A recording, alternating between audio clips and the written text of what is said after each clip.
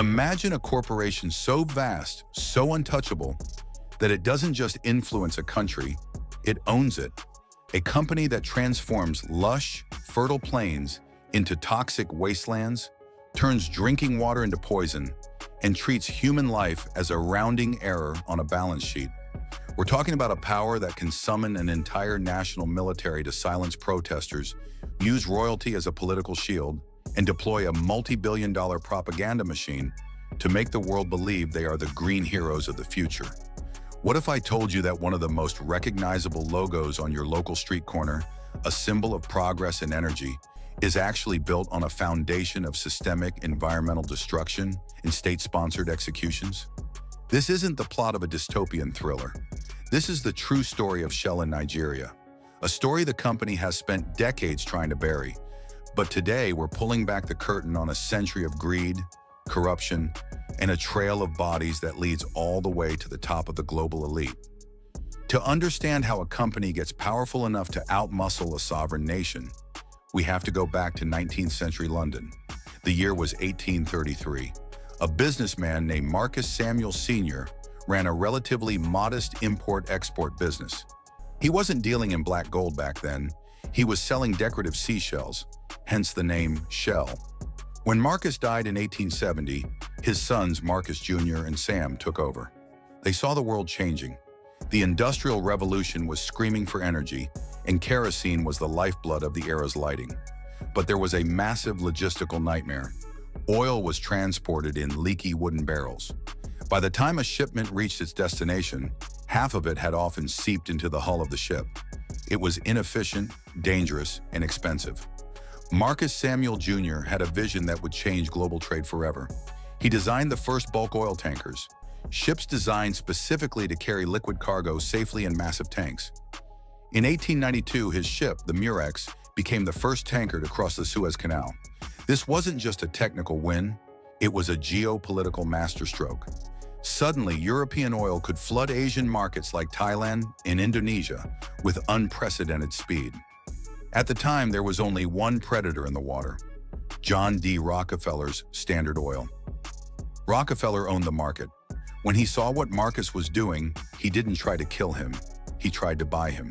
He offered Shell a deal: carry our oil, take a commission, and stay in your lane. But Marcus Samuel Jr. wasn't interested in being a middleman. He knew that if he controlled the transport, he could control the resource. In 1907, Shell merged with Royal Dutch Petroleum to form the Royal Dutch Shell Group. With the backing of the Dutch and British royalty, they didn't just challenge Rockefeller, they surpassed him.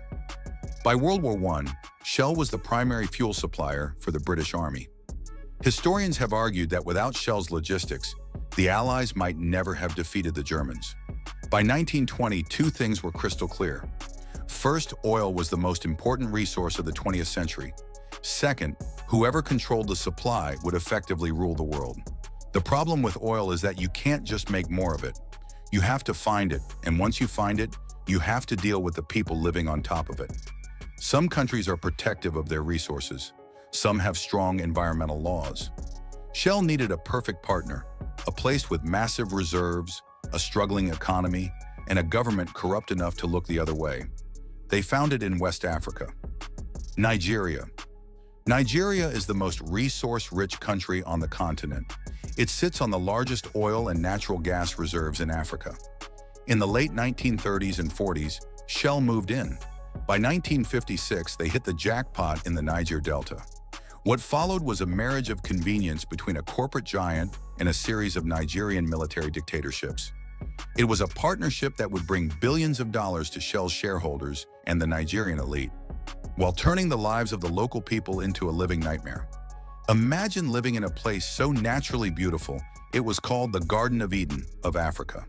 Then imagine waking up to find your rivers coated in a thick, black sludge. In the Niger Delta, oil spills became so frequent they weren't even news anymore. Farmers would go to their fields in fear striking a match because the ground itself was soaked in flammable crude. The rivers, which once provided fish for millions, became dead zones. People would turn on their taps, and instead of water, a brown, oily liquid would pour out. The health statistics are haunting. A 2017 study revealed that infants born within 10 kilometers of an oil spill in the Niger Delta are 50% more likely to die in their first month of life. If they survive, they face staggering rates of physical and mental disabilities. This isn't an accident, it's the cost of doing business. When the people of the Niger Delta finally stood up to say, enough, they didn't just face Shell's lawyers, they faced the barrels of government guns. Because the Nigerian government was a partner in Shell's profits, any threat to Shell was treated as a threat to the state. In 1990, the people of the Umuoshem village protested Shell's activities. The response? The Nigerian paramilitary moved in with grenades and machine guns. They killed 80 people and burned 600 homes to the ground. Their crime? Asking for clean water.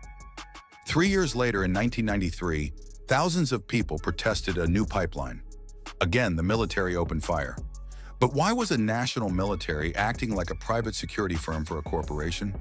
Because Shell was literally paying them. Documents later revealed that Shell provided funding, field allowances, and even gifted the military guns, boats, and helicopters. But there was one man Shell couldn't buy. His name was Ken Saro-Wiwa. Ken was a renowned writer and environmental activist. He didn't use guns, he used words. He organized the movement for the survival of the Ogoni people, Mosop. He took the fight to the international stage, exposing Shell's atrocities to the world. He shut down Shell's operations through massive, peaceful strikes. For the first time in history, Shell's bottom line in Nigeria was hurting. They tried to bribe him. He refused. They tried to intimidate him. He stood his ground. So they decided to eliminate him. In a move straight out of a spy novel, Shell officials allegedly conspired with Nigerian intelligence. In 1994, 4 local chiefs, who were actually Ken's rivals, were brutally murdered. Despite Ken Saro-Wiwa not even being in the village at the time, he and 8 other activists were arrested and framed for the murders. The trial was a sham. Witnesses later admitted in court, decades too late, that they were bribed by Shell with promises of jobs and money to give false testimony against Ken. In 1995, Ken Saro-Wiwa and his 8 colleagues were executed by hanging. The international outcry was deafening, but Shell's response was a shrug of the shoulders. It took 14 years for a lawsuit in the Netherlands to force Shell into a $15 million settlement. A drop in the ocean for a company that makes that much profit in a few hours.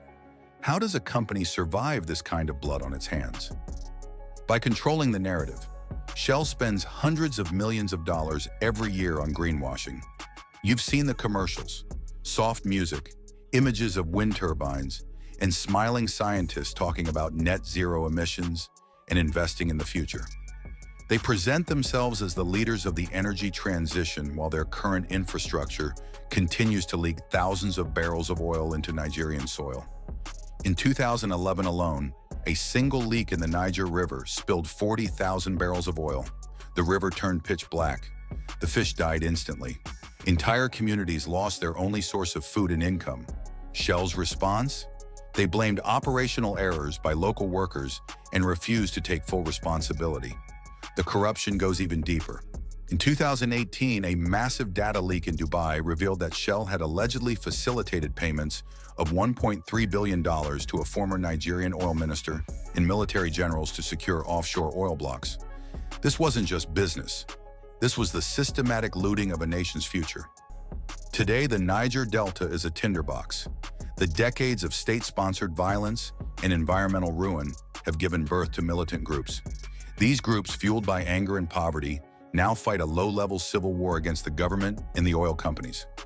Pipelines are sabotaged, workers are kidnapped, and the cycle of violence continues. Shell hasn't just extracted oil, they've extracted the soul of a nation. They've proven that if you have enough money, you can bypass the law, buy an army, and execute your critics. It is terrifying to realize how far a corporation will go for power. To them, the lives of millions are just externalities, costs that don't need to be reflected in the annual report. But the truth is finally coming out. The question is, now that you know the cost of the fuel in your tank, what are you going to do about it? There are many more secrets buried in the ledgers of the world's most powerful companies. Crimes that make this story look like just the beginning. We are committed to exposing every single one of them. What do you think about Shell's legacy in Nigeria? Is it possible for a corporation to ever be held truly accountable? Let us know in the comments below. If you found this investigation eye-opening, hit that like button and subscribe to the channel so you don't miss our next deep dive into the shadows of global power. Until next time, stay curious and stay vigilant.